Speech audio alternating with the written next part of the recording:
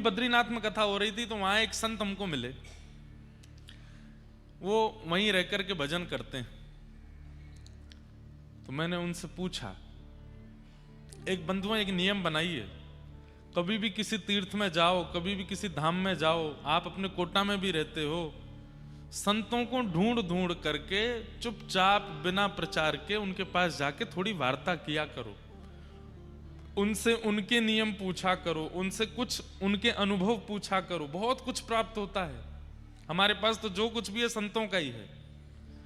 तो बद्रीनाथ में एक महापुरुष के पास हम गए और हमने जाके पूछा, मैंने महाराज जी बहुत देर बात होती रही, आप कैसे रहते हैं, क्या पाते हैं? तो बताए हिमालय में एक जड़ी बूटी होती है, उसको पा लेते हैं तो कम से कम 10 दिन भूख नहीं लगती, बस पानी पी लो उसमें काम चल जाता है। एक बूटी होती है उसका सेवन कर लो तो उससे जाड़ा नहीं लगता, बिना वस्त्रों के भी बर्फ में रहा जा सकता है। पर उन बूटियों को केवल रह करके संसारी उपभोग करेंगे तो एक रात में मृत्यु निश्चित है। उसके बाद तो योग, तप, जप, ब्रह्मचर्य इनका पालन करना जरूरी है, नहीं तो वो जड़ी बूटियां भीतर जाएंगी तो नष्ट कर देंगी। तो ऐसे वो भूख पर विजय प्राप्त करते हैं, ऐसे वो निद्रा पर विजय प्राप्त करते हैं, सर्दी पर विजय प्राप्त करते हैं। तो सब बातें होती नहीं। अंत में मैंने धीरे से पूछा, मैंने महाराज जी बद्रीनाथ को हमारे शास्त्रों में एक नाम से और कहा जाता है, अनुभव भूमि। क्या नाम? अनुभव भूमि। अगर ठाकुर जी का, देवताओं का, गंधर्वों का अनुभव किसी व्यक्ति को बिना जप, नियम, तप, अनुष्ठान के अगर कहीं होगा तो बद्रीनाथ में हो जाएगा।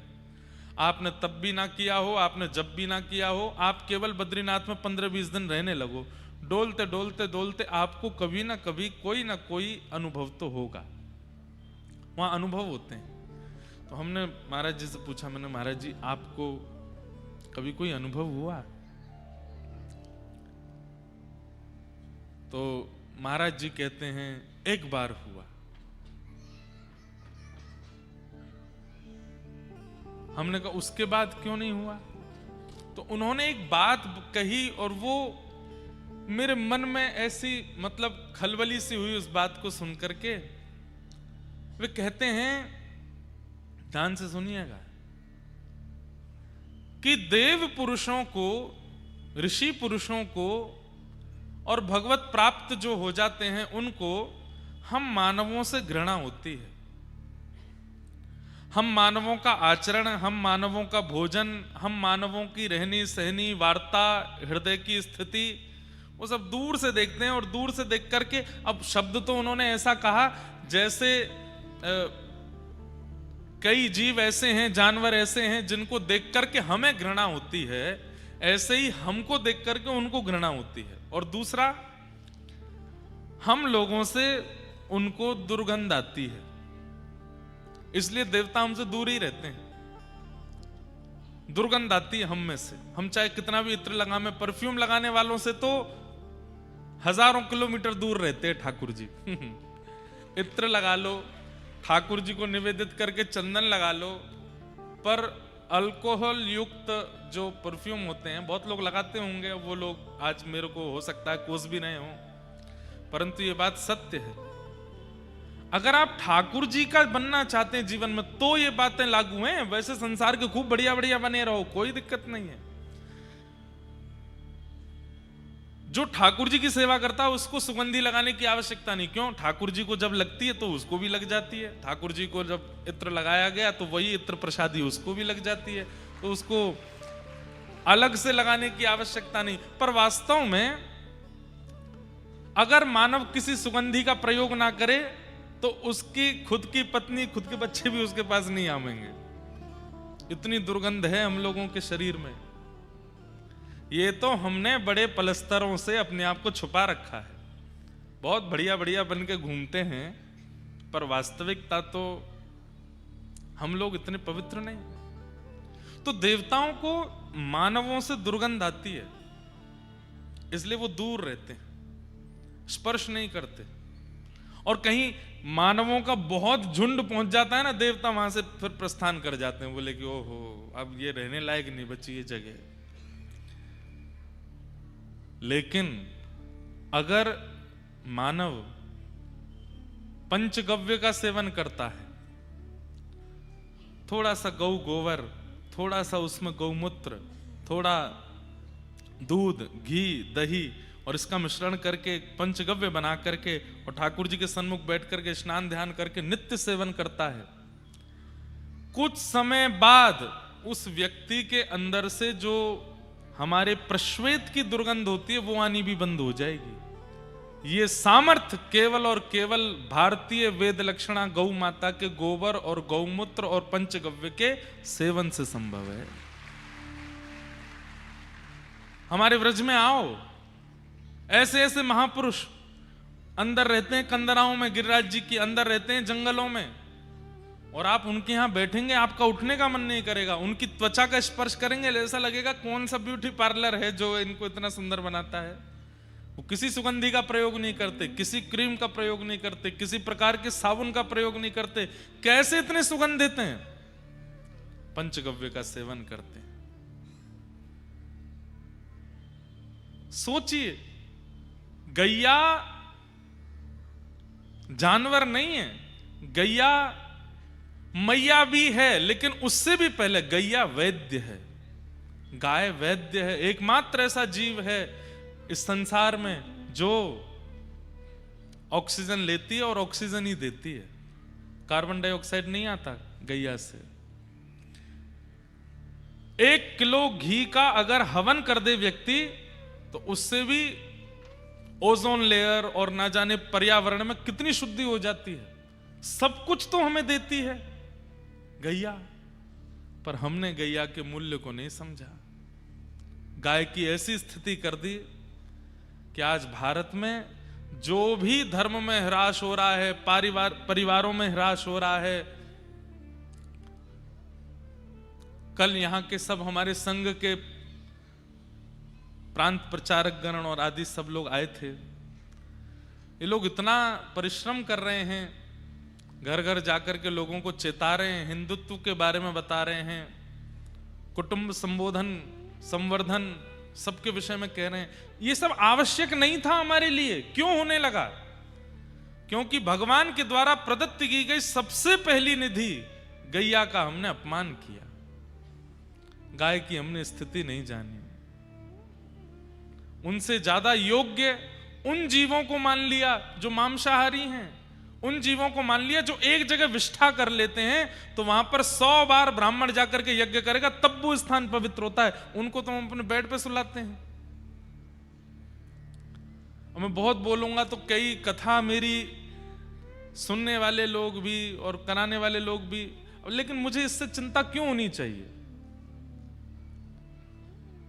28 प्रकार का एक नरक है, उस नरक में जाना पड़ता है उस जीव को इतना ज्यादा अपने समीप रखने से। प्रेम करो, सबको प्रेम करो, पर घर में स्थान केवल गाय को दिया जा सकता और किसी को नहीं।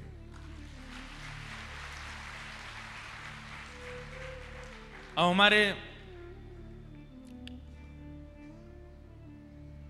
एलन ग्रुप वाले, हमारे मानधना परिवार ने ये जो गैया आज जिनका हम पूजन कर रहे थे, इनको क्या बोलते? कुन्नूर? क्या नाम है इनका? हाँ, कुन्नूर, पुन्नूर,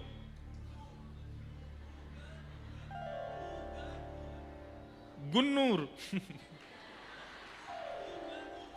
अच्छा, पुगनूर, वाह।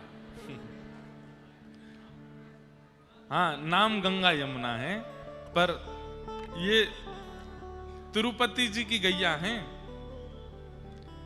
दक्षिण में पुंगनूर गैया, और ऐसी छोटी छोटी गैया। ये जो छोटी, ये बछिया नहीं थी जो ऊपर आई थी, ये गैया हैं, और ये बड़ी बड़ी गैया हैं। इन्हीं का दूध सेवन करते हैं हमारे वेंकटेश भगवान। दक्षिण भारत में ठाकुर जी की सेवा होती। देखो कैसे देख रही कैमरा में,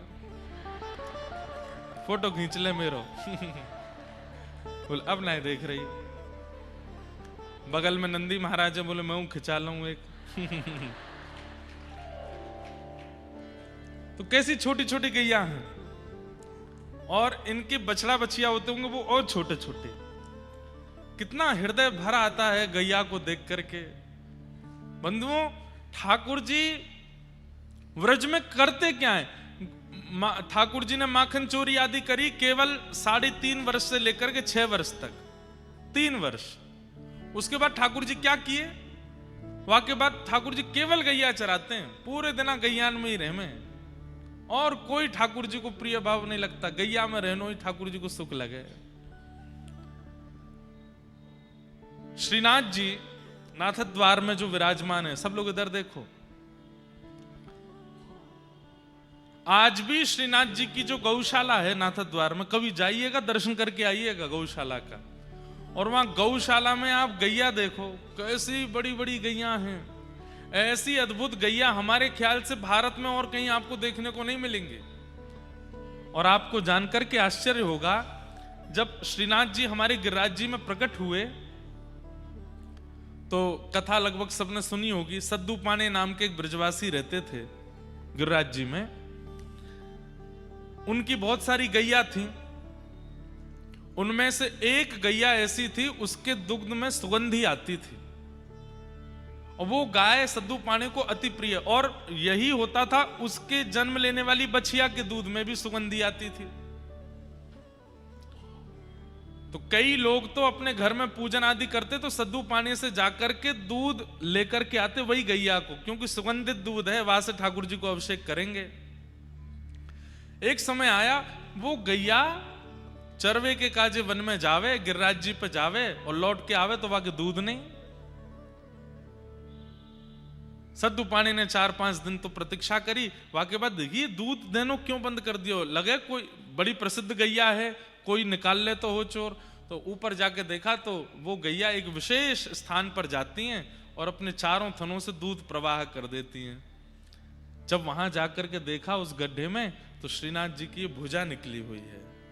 कुछ समय बाद जब श्री जी बाबा प्रकट भये गिरिराज जी से, तो कहते हैं अनेक वर्षों तक श्रीनाथ जी ने अन्न सेवन नहीं किया, रसोई की सामग्री नहीं पाई। श्रीनाथ जी केवल दूध पीते हैं, पै पी करके रहते हैं।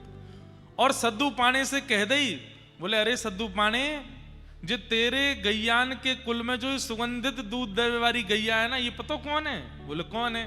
बोले हमारे नंद बाबा की 9 लाख गैयान में से एक गैया की वंशधर है, वही को वंशज चलो आ रहा है। या हमारे में तेरी गैया को दूध ना पीऊं, ये तो मेरी गैया है।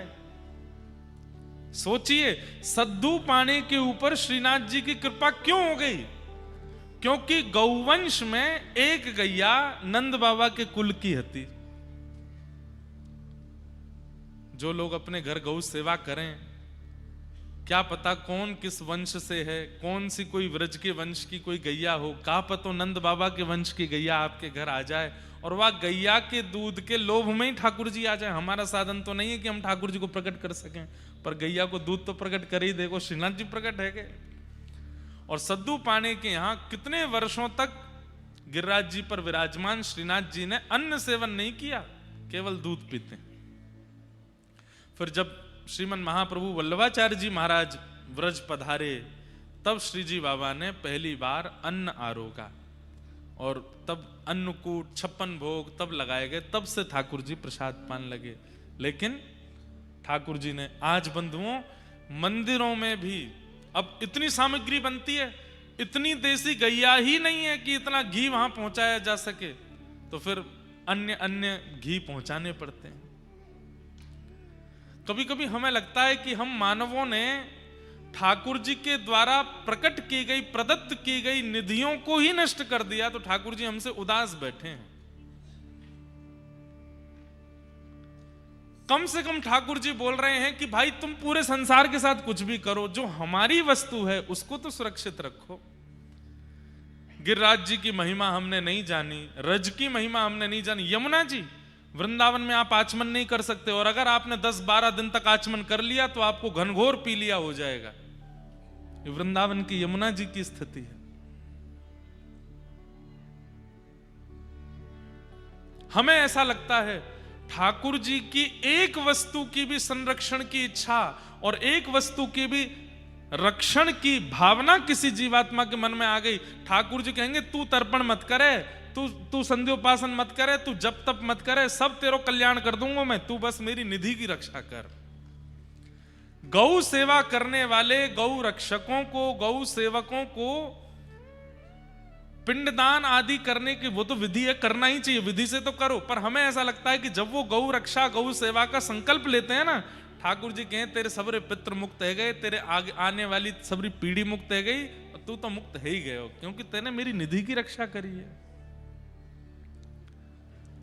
आज गोपाष्टमी है, आज गैया का प्राकट्य हुआ ठाकुर जी से, और गैया से प्रकट हुआ गोलोक धाम, जो कि ठाकुर जी का नित्य धाम है।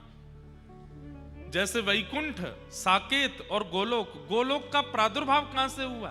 गैया से हुआ। ऐसी गौ माता कृपा कर रही हैं। आज गोपाष्टमी है, कल भी गोपाष्टमी है।